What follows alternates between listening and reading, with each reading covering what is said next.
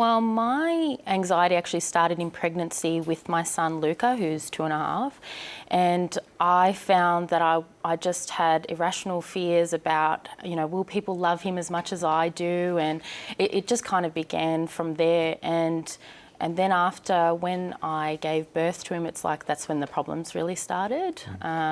He didn't really sleep very well, so that was hard to cope, but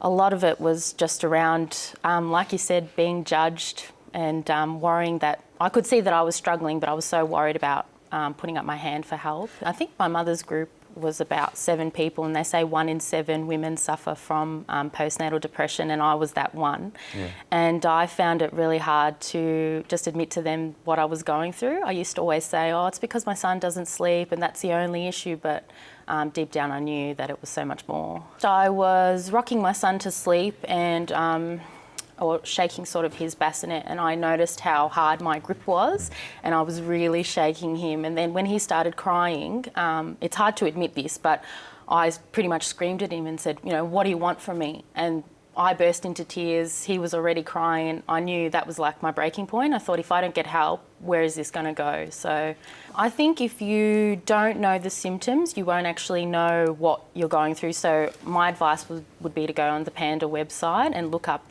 all the symptoms, get help, put your hand up. The best thing I ever did was, reaching out to people, and now I feel so good because of it. So don't be afraid to talk about how you're feeling.